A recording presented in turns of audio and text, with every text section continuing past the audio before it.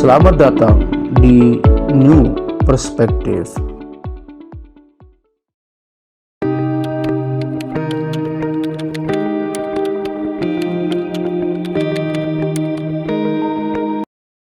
Assalamualaikum warahmatullahi wabarakatuh.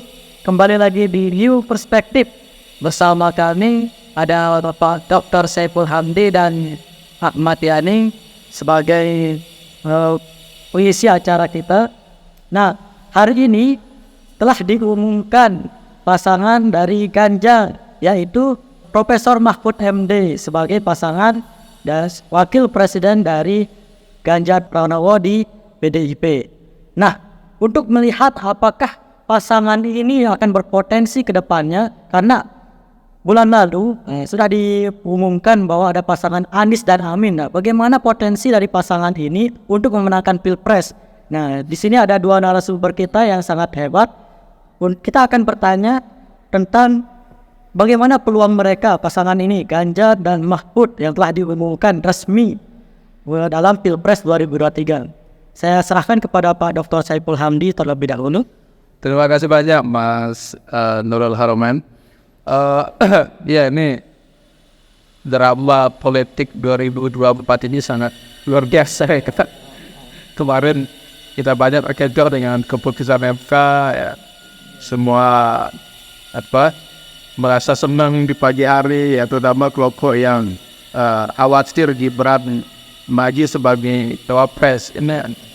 Tapi di sore hari mulai lagi perutnya mules setelah MK meloloskan memberikan jalan, ya, kena menambah syarat dari cawapres di bawah umur 40 boleh nyalon ketika dia pernah atau sedang menjabat di pemerintahan, baik sebagai bupati, gubernur, boleh menjadi calon wakil presiden.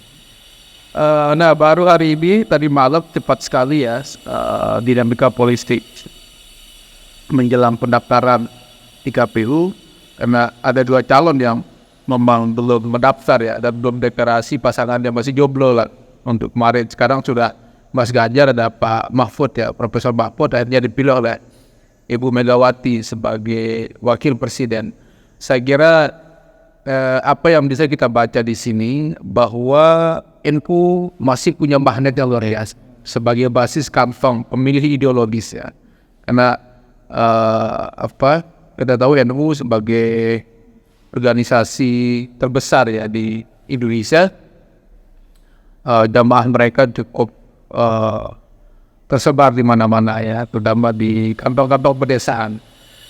Tentu ini menjadi modal besar buat Pak Mahfud, ya, walaupun kalau kita lihat bahwa nanti harus berbagi suara dengan Gus Imin, ya, Muhammad Iskandar. Ini saya kira pertarungannya semakin alot. Nah, siapa yang bisa mendekati para kiai, sudah mau kelompok pesantren kayak gini, saya kira ini akan menambah suara dari Ganjar sendiri. Nah, setidaknya ada tiga hal yang bisa kita lihat, atau keunggulan dari pasangan ini. Yang pertama, kalau kita bicara Prof. Mahfud, dia termasuk kepala yang sangat tegas, jujur, punya integritas yang luar biasa, anti korupsi. Beliau apa adanya, ceplos, ya, tapi terukur begitu, kan. Ini saya kira Ganjar sangat membutuhkan. Kedua, beliau ini dari kalangan religius. Kita tahu PDIP ini kan ada stigma mereka masih banyak disalah asumsikan oleh masyarakat, ya, tentang PDIP dianggap sebagai representasi masih berafiliasi dengan komunisme dan lain-lain.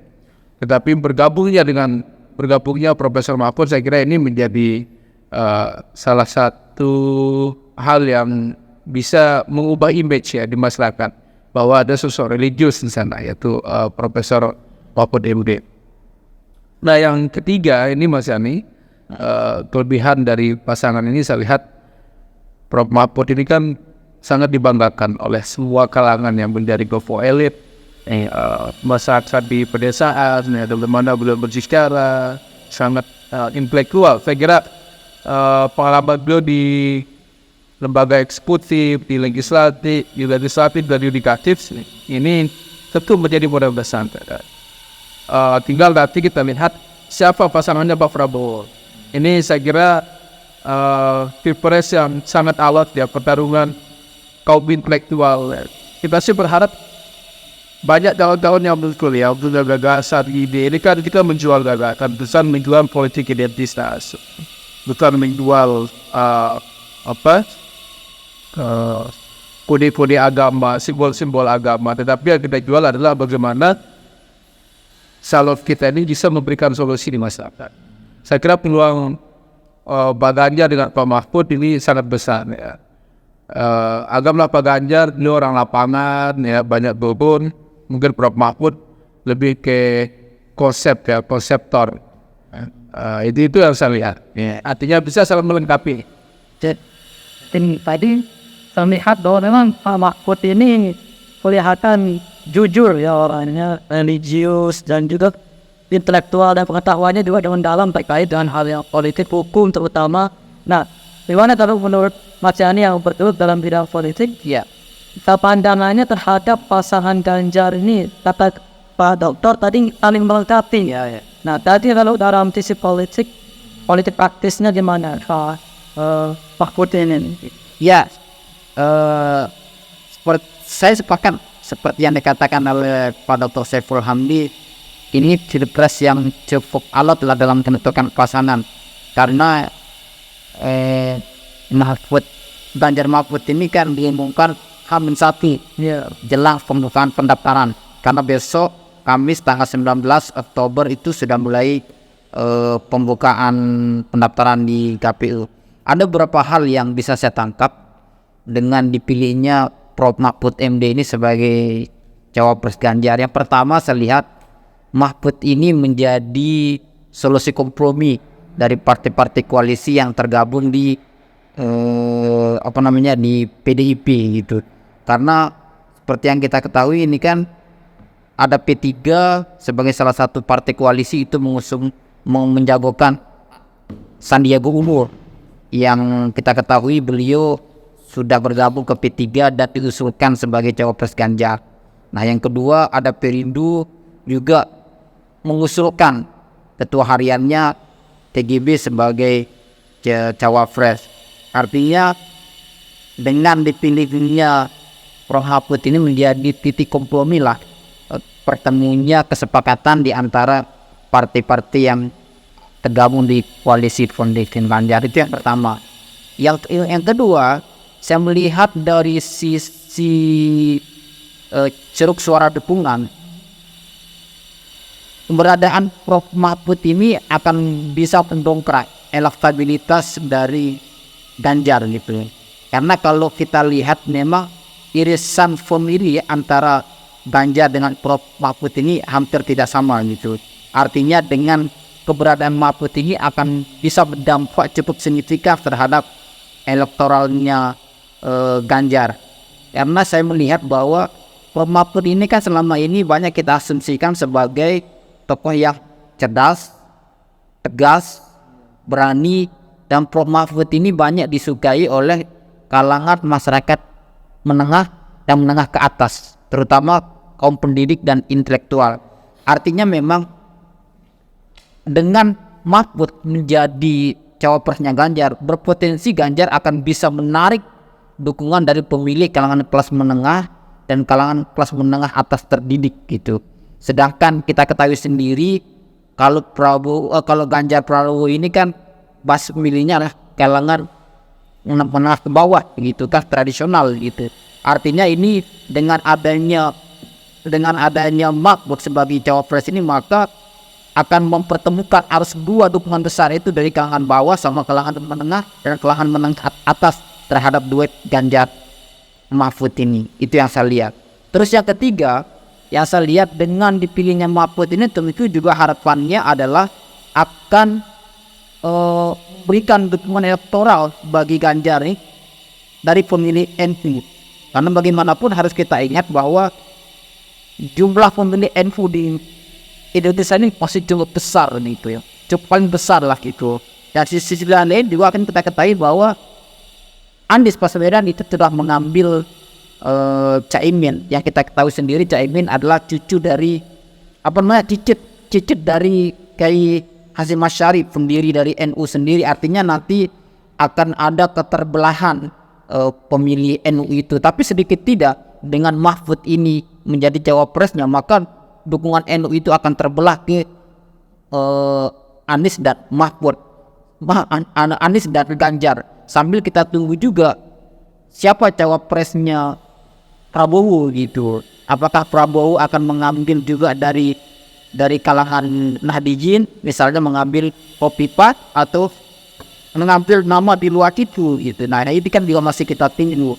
Nah yang keempat yang saya lihat juga dengan Mahfud menjadi cawapresnya Ganjar ini, maka ini juga memberikan suntikan elektoral yang cukup besar juga bagi pemilih Ganjar di Jawa Timur. Karena harus kita ingat pemilih terbesar di Indonesia ini, yang kedua itu adalah pemilih terbesar di Indonesia ini, yang kedua adalah Jawa Timur setelah Jawa Barat gitu.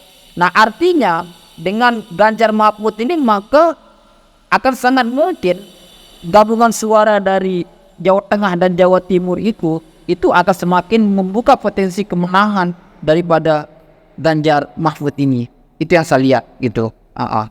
Menarik juga ya pasangan dari Ganjar Mahfud ini, terutama adanya terbagi suara NU Yeah. ini, karena Anies sudah menggandeng Caimin, kemudian Ganjar menggandeng Pak Mahfud. Yeah. Oke. Nah, kemudian nanti kita mungkin akan membahas pasangan dari Prabowo ketika sudah dideklarasikan.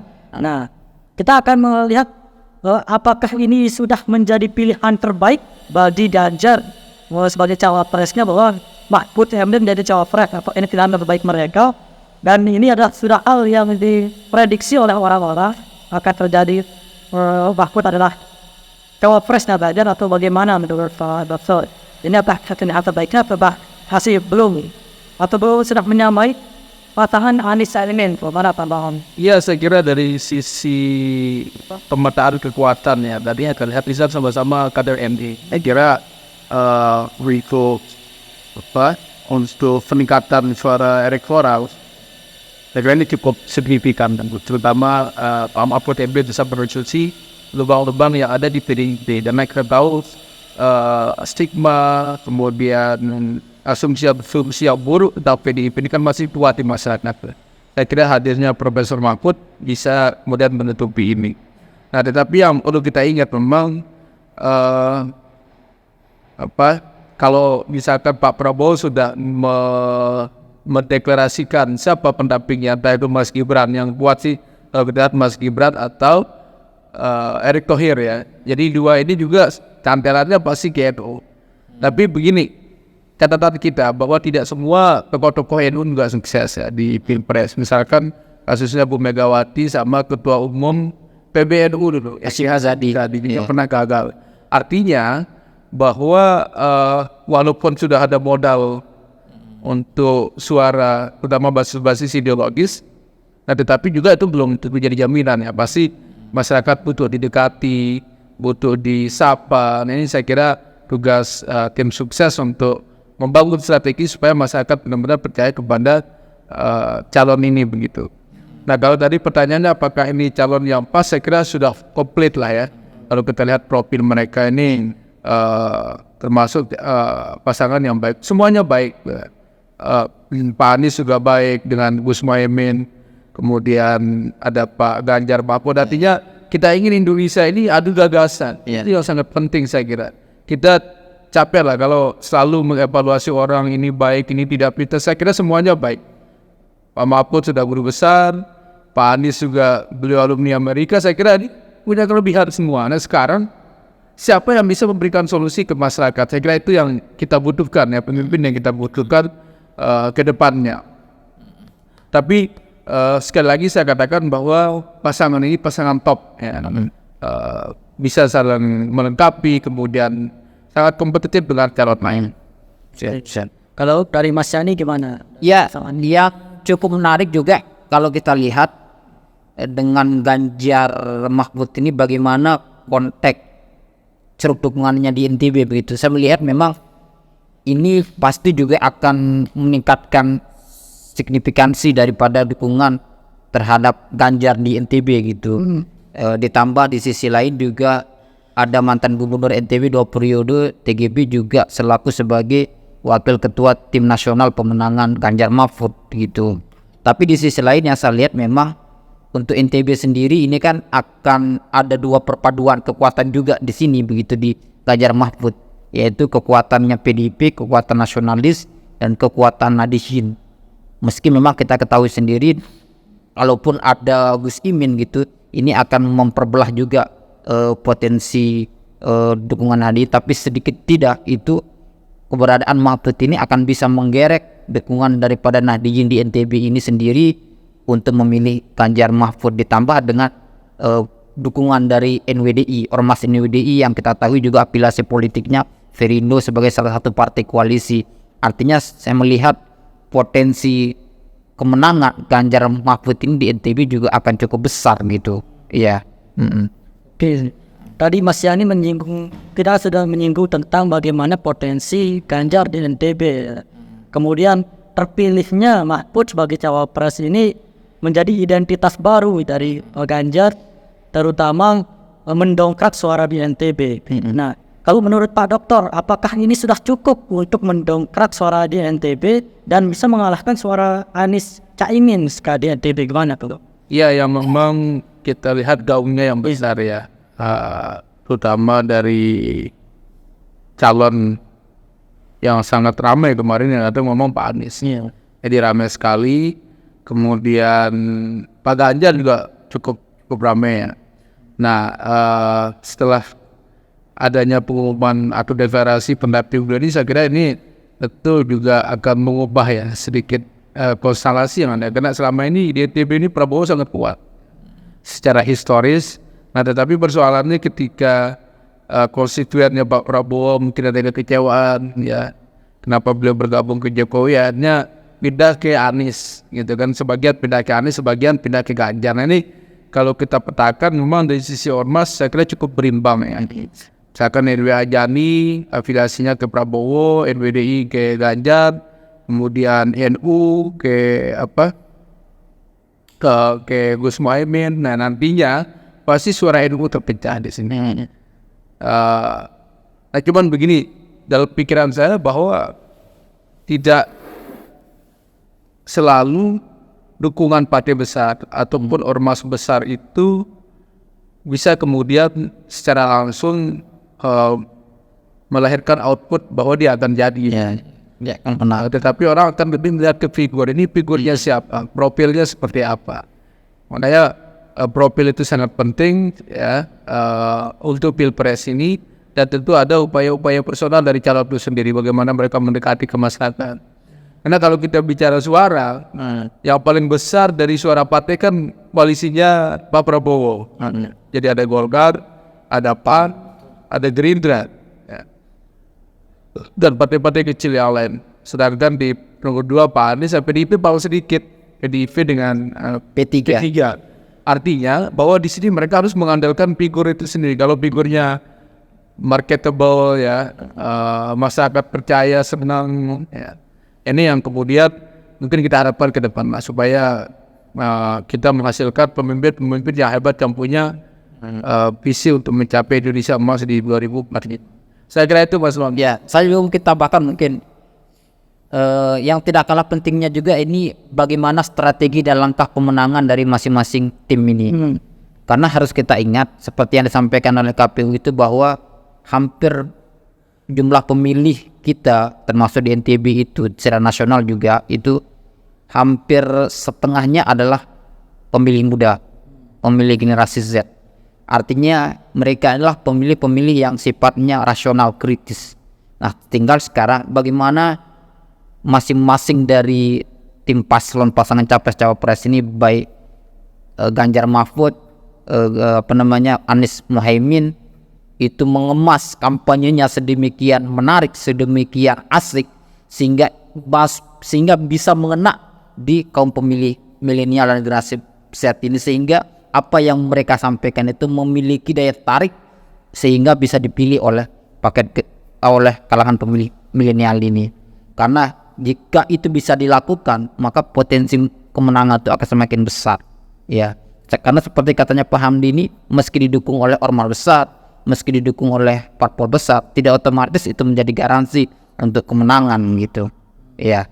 Oke, menarik juga. Mungkin terakhir ya, pertanyaan terakhir terkait dengan pasangan Ganjar dan Mahfud dan juga pasangan Anies dan Caimin. Ini kan sebuah adu gagasan ya, adu kebijakan yang nantinya apa yang akan mereka sediakan di pada saat Pilpres nanti ya. Nah, untuk Pak Saiful, Dr. Saiful, apa harapannya dari pasangan-pasangan yang sudah mendeklarasikan ini? Nah, dari kebijakannya, programnya, apa yang diharapkan dari pengalaman mereka, terutama pengalaman mereka yang pernah menjabat, Pak Anies pernah menjabat, Pak Ganjar pernah menjabat, pengalaman mereka untuk Indonesia, apa harapannya? Ya, saya kira sangat jelas ya tagline yang dibangun oleh pasangan Anies Muhaimin ya, pasangan Amin misalkan, mereka kan tagline-nya perubahan. Jadi mereka menganggap bahwa pembangunan di Pak Jokowi ini masih banyak lubang-lubang yang harus ditutupi. Ya, termasuk misalkan ketidakadilan, kesejahteraan warga, pemerataan pembangunan. Saya kira itu bagus standing point-nya ya. Tapi kalau bicara perubahan kan soalnya itu harus dari awal. Nah ini sementara pembangunan di Pak Jokowi ini hampir semua aspek sudah disentuh begitu ya. Baik itu misalkan program PKH, subsidi-subsidi bagi masyarakat, yang listrik dan lain, artinya semua sudah dikerjakan. Apalagi bicara infrastruktur ini kan kecepatannya luar biasa. Nah, di satu sisi Pak Ganjar dan Pak Prabowo ini kan masih punya tagline yang sama, melanjutkan kepemimpinan Jokowi ya. Terutama mungkin Pak Prabowo lah ya, beliau sangat ingin mengcopy paste gitu kan. Apa yang dilakukan oleh Pak Jokowi sampai nama koalisinya Pak Jokowi, kalau koalisi Indonesia Maju gitu. Ini menarik, nanti kita lihat apakah Gibran akan akhirnya mendampingi Prabowo Subianto. Kita sih berharap ya, ini ada Milenial lah ya. dari kalangan milenial gitu. Ini kan udah pada generasi sebelum milenial ya, yang teman-teman calon-calon kita ini. Nah, mungkin ada satu anak muda mungkin kita harapkan biar seru gitu pilpres kita ini. Ya itu catatan saya. Kemudian Pak Ganjar juga kalau kita lihat ya, beliau sangat tegas, lugas, cepat mengatasi masalah. Saya kira itu kelebihan dari Pak Ganjar sendiri. Tetapi yang saya lihat mereka berdua ini, Ganjar dan Prabowo, tagline-nya adalah melanjutkan kepemimpinan Jokowi. Walaupun kita tidak tahu apa yang terjadi, apakah Jokowi benar-benar di posisi netral, ya tentu sangat sulit ketika Gibran dicalonkan. Mungkin kalau calon lain bisa saja beliau netral sebagai presiden. Tapi ya itu, beliau kan dari awal sudah ngomong, saya ingin cawe-cawe presiden. Nah ini kita lihat apa tuh putusannya Pak Presiden nih setelah pulang dari China. Tambahan mungkin kalau saya sedikit tidak dengan sudah jelasnya dua komposisi capres-cawapres Anies Muhaimin dan Ganjar Mahfud, sedikit tidak kalau saya lihat politik identitas tidak akan terlalu kencang tidak akan sekencang di pilpres sebelumnya gitu, karena kalau kita melihat latar belakang daripada masing-masing kandidat ini hampir sama begitu. Nah, dan lebih mungkin kita tekankan ke depan ini adalah adu gagasan, adu ide, adu pemikiran bagaimana untuk Indonesia yang lebih baik ke depan. Ya seperti itu. Ya, terima kasih. Mungkin itu dari pembahasan kita hari ini, dari bagaimana diumumkannya Ganjar dan Mahfud sebagai pasangan capres dan cawapres. Mungkin kedepannya kita akan membuat podcast untuk Prabowo dan cawapresnya. Untuk saat ini sampai di sini dulu. Sampai bertemu di New Perspektif selanjutnya.